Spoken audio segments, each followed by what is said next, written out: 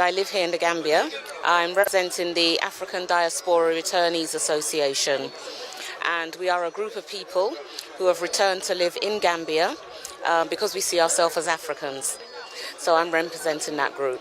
Why did you make the decision, knowing that Africa has a history of political instability, a history of backwardness in terms of economy, corruption and all that? You left the life that you lived in, probably in the Caribbean or in the UK or somewhere in America, to come and live in the Gambia. Wow, you made some sweeping statements there. Political instability, poor economy. That's not the Africa that I see.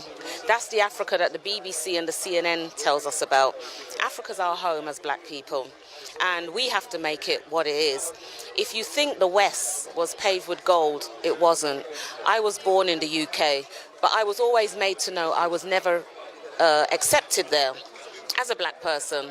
So you see the difference. Even though I was born there, and I should be able to say, yes, it was wonderful there, but it wasn't. The discrimination is still there. My parents faced it in the 60s. I faced it, as I was growing up. My children are facing it. It's not changing for us. So it's imperative that we come home and we build Africa so that we don't make the statements that you made about the political instability, the poorness. Africa is a rich continent, and everybody else can see that except us. This is why other people are coming here, but we're not coming here. So we need to come here and we need to enjoy the fruits of Africa. How do you adapt to a country that struggles a lot economically, and even when it comes to basic necessities like food, water, electricity, the on and offs of electricity? You've been in the UK all your life and you've not experienced such kind of things. How are you going to adapt in the Gambia? Because it's a mindset. If you're coming home to Africa, you have to come home with a different mindset.